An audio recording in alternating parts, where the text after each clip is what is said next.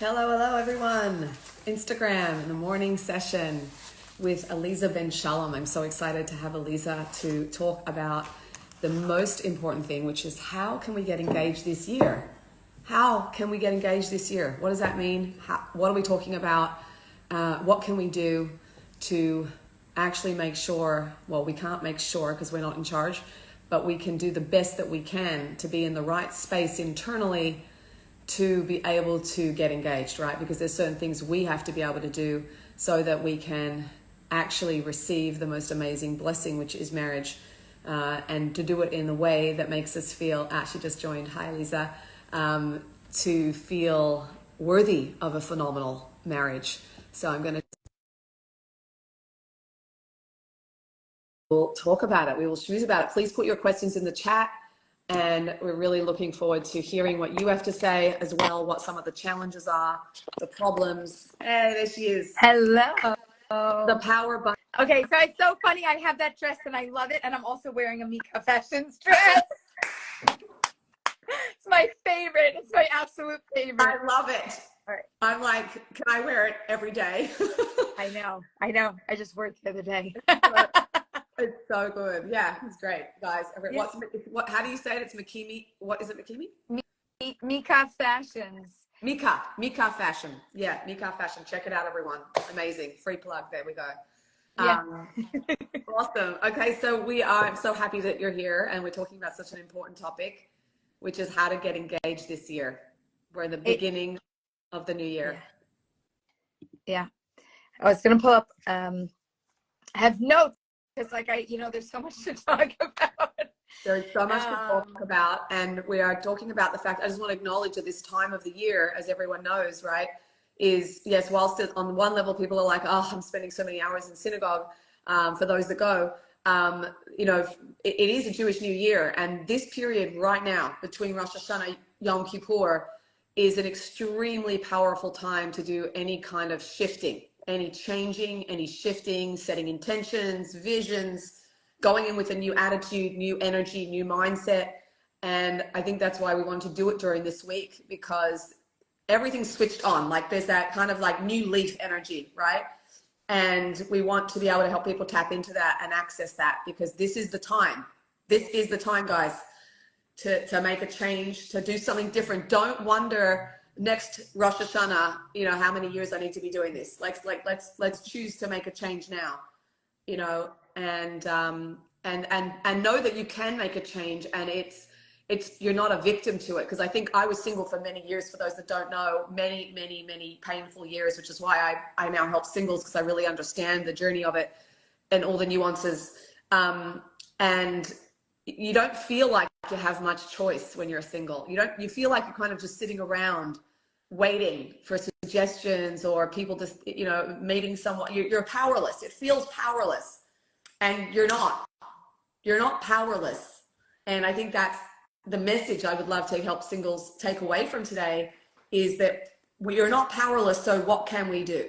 And we're going to talk about that. Amazing. So, what I love about your work, and I think one of the strong differences between what we do is that you really deal with the subconscious, which is something that is right. It's not, listen, you gotta have the background that you have to be able to do things like that, and to be able to dig in at the level that you dig in. And I want you to just tell us a little bit more about this subconscious level. I want you to I don't know, take me through it, right?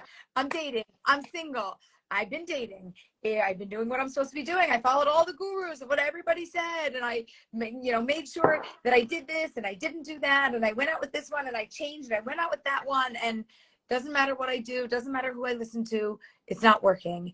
And what do I, people want, what do I have to do? What should I change? How do I shift? How do I manifest this person? Where does that come from? Yes. So 80% of our reactions and responses come from the subconscious, which is the part of the brain we're not aware of. We are not aware of it.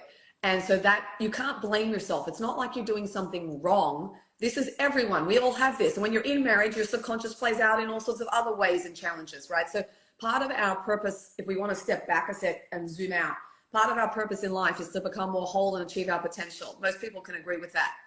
And so if we look at then, well, how do I know what I'm meant to correct? What am I meant to work on? You work on the patterns. You work on what patterns are appearing. Those patterns are coming from your subconscious. The patterns, the pain points, the conflicts, the patterns. The first question I ask someone is, what are your patterns in dating? Now, you might not always know that, like, what are your patterns in dating? But there often are patterns in dating. Like, are you getting no dates, or do you get kind of one and dones, or do you date but you just can't get deeper? You know, or you're getting totally not in the ballpark dates at all, right? There's certain patterns that happen over and over again that reflect the subconscious. And so the question is, how do we deal with that? Now, the first thing, I'll give you an example, because this examples are always better. Yeah. Let's say you, and these are in loving, normal homes. We're not talking about extremes even. This is the average person. Let's say you grew up and you had a critical parent, and your parent loves you so much that every time you did something, they want you to do better and better. So they keep correcting you because they want you to do better because they love you. But as a child, maybe I experienced that as like, nothing I do is ever good enough. And I have a deep feeling that inside I'm just not good enough. No matter what I do, I keep getting corrected rather than loved and accepted. That's not the intent of the parent, but that's how many kids will experience it, right? I'm talking from experience here, even though I'm super close to my dad, who's not alive anymore, but I had to work this through, right? And that was my perception. A lot of us have that not good enough belief system underneath. And so what happens is you go out with someone in dating, and deep down you don't feel good enough. So that means you can do one of a number of things to protect yourself from being rejected and feeling that rejection again, because I don't want to feel that. Under no circumstances do I want to feel rejected. Never. So I'm going to do things subconsciously to protect myself from that. So what are some things I can do subconsciously, or that I do subconsciously? There's a number of them that people do. And then you'll have your favorite as you're listening. You'll start picking out, like, what do you do? And we all need protection. We do need protection. There's nothing wrong with protection. Right. There's only something wrong if you can't choose to be vulnerable and drop the protection at some point when it feels safe. And then that's what keeps a lot of singles stuck and isolated, is they're not going out authentic. They're not going out vulnerable. They're not able to be present and open and available and secure for various valid reasons, but they just don't do it. They're blocking themselves. And so that can show up as I did, perfectionism. Everything's great. I have no needs. Everything's wonderful. Yeah, everything's great. Yeah, I'm whatever you need. I don't want to create any conflict. I don't want to rock the boat. I'm a people pleaser. Everything's wonderful, right? And then the person's like, she's very impressive, but I can't connect with her. Right? That's one typical way of like blocking connection. Or what if you're very busy and you're very distracted and busy? You don't have time to date. Got it. Or you're very busy that you don't have time to date a lot. I'll date once a week, or right. Or I'll get ghosted, or I'll ghost, these kinds of evasive behaviors as a protection. Or let's say I go really quiet, so I'm on a date, but I let the other person speak the whole time, So these are ways of protecting ourselves, yeah. Or I get very directive, like an interview. So where are you from? What do you want? What are you looking for? Right. These are the things. Who likes those dates? Nobody likes those dates. Everyone hates those dates, right? So, if there's any other ideas, I just want, if anybody else is like, oh my gosh, I know what other kind of date, chime in, put it in the chat.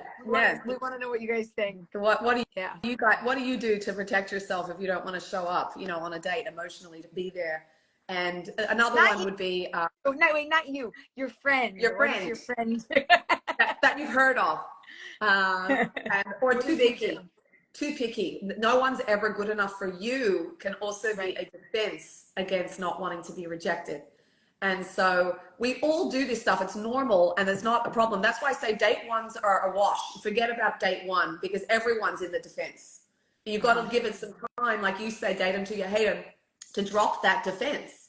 But sometimes, depending on how you feel, like you might not drop that defense. You might always find it very hard to drop that defense. And that's where the deeper work can come in. So we just ran a poll.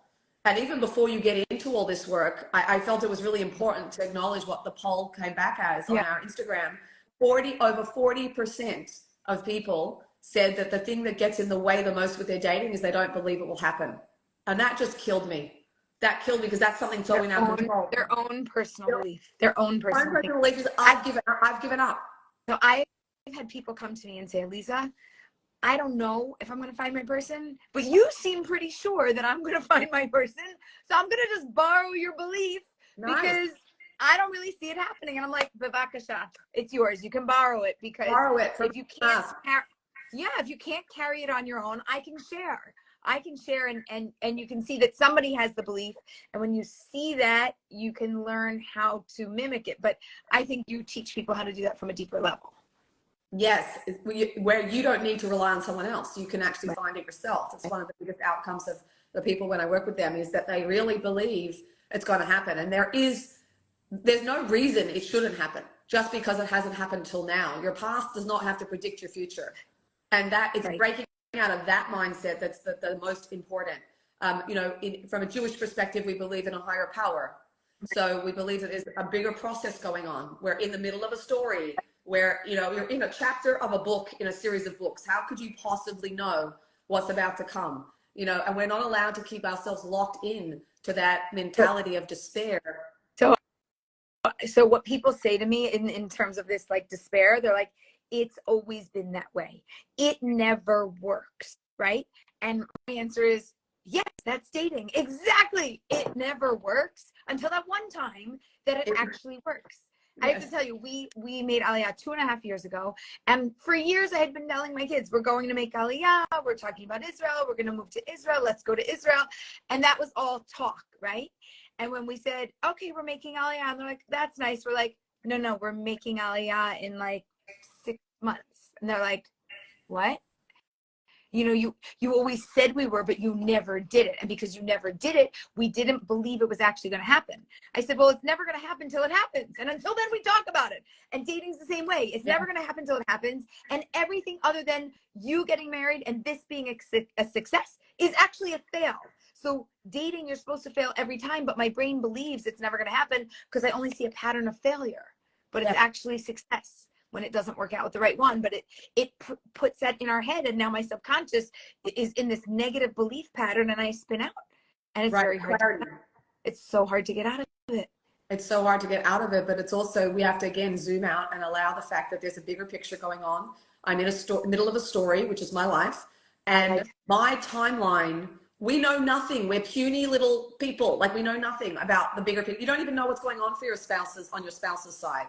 You have no idea what's going on. Most of my dating life, my spouse wasn't even available. So all those years I was feeling that way, my spouse was married. He had to get divorced. So there was only a couple years there that overlapped that he's definitely my soulmate. There's no question ever.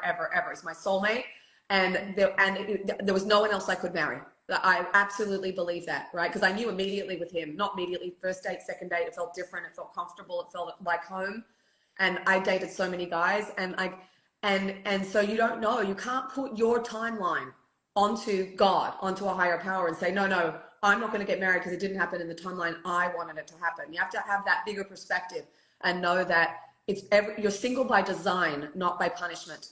There's a reason also that you're single is to work on yourself into that inner work, right? That there's something about you that will develop better right now, today, not tomorrow. Tomorrow could all change, but today, being outside of marriage, and that if you got married at 20, 25, early in your life, you wouldn't have grown as much as you have now, potentially, right? There's that pathway I see a lot with singles that I work with, you know, and it can't be there's something wrong with you, because there's tons and tons of really, really dysfunctional people married. Like, sorry to say, there just are. So if marriage is not the barometer of health or wholeness, but I think that we have to be able to really, really refresh on the hope that was really, really came through very strongly in the poll, that you have to be able to let hope back in again. I know it's painful because you don't want to hope in case it doesn't happen. Because it's a protection. You're gonna get let down. It's a protection. It's a protection, but you can't. So sometimes we need a break. I get it. Take a break. But then come back and be open, because you can't get married without that openness. A, that it will happen, and B, that you're open to bonding with another person.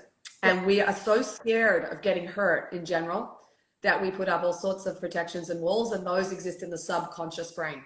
And so what we find is, let's say, then becomes a self-fulfilling prophecy. People know that phrase, right? Self-fulfilling prophecy, where I end up I'm nervous I'm going to get rejected. So I put up my walls, and then the guy, we kind